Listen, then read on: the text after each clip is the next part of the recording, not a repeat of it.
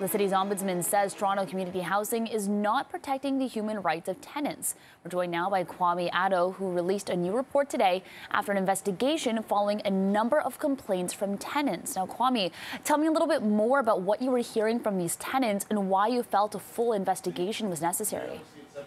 So our investigation started because we heard complaints from tenants at TCHC who were dissatisfied with the way that TCHC had handled their human rights complaints. And we had concerns that TCHC didn't have a proper process in place to address these complaints. And so that's how we started our investigation. And our investigation bore that out. In fact, there were a number of things that we found. One, TCHC had misleading and incorrect information on their website about the human rights complaint process that tenants should follow. The relevant policies and procedures were also wildly out of date. For example, the website referred to a human rights office that hadn't been operational for several years. And we also found that TCHC had failed to properly train and resource the staff that were tasked with the responsibility of addressing the human rights complaints from tenants. And so this report has made 14 recommendations, and I believe that once these recommendations have been implemented, TCHC will now have an environment which will ensure that tenants' rights, human rights are protected and respected. Now, these are a lot of really terrible things to hear. Can you tell me how you think it could have gotten this bad?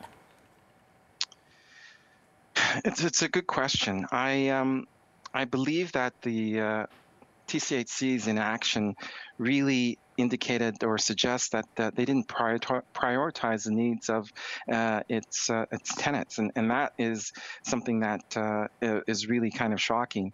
TCHC knew that changes needed to be made, updated the policy, and for whatever reason, it wasn't done in a timely fashion. So that's problematic as well. All right, so then, of course, the obvious question here is you have a list of recommendations.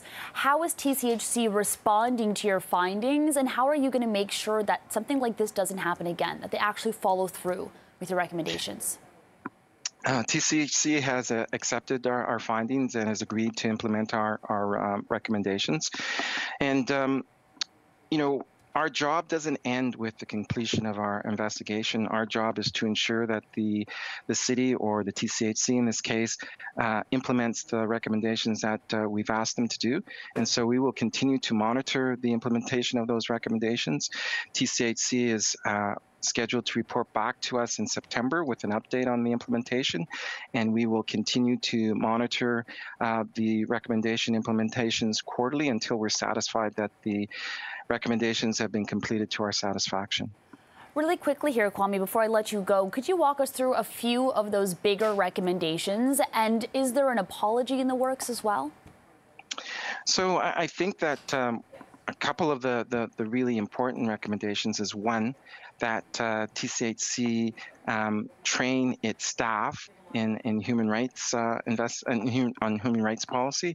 It's important that staff be able to identify human rights concerns, to be able to address the situations that come to their attention. They need to update the information on their website with respect to the complaint process, and TCHC has taken steps to do that. And I think another important piece, and something that experts that we talked to about this situation, the TCHC needs to include an opportunity for tenants to either appeal or ask for reconsideration of a decision that they're dissatisfied with. That's considered to be best practice in this field. All right, we'll be following this story as it continues. Kwame Addo with Toronto's Ombudsman, thank you so much for joining us this afternoon. Thank you for having me.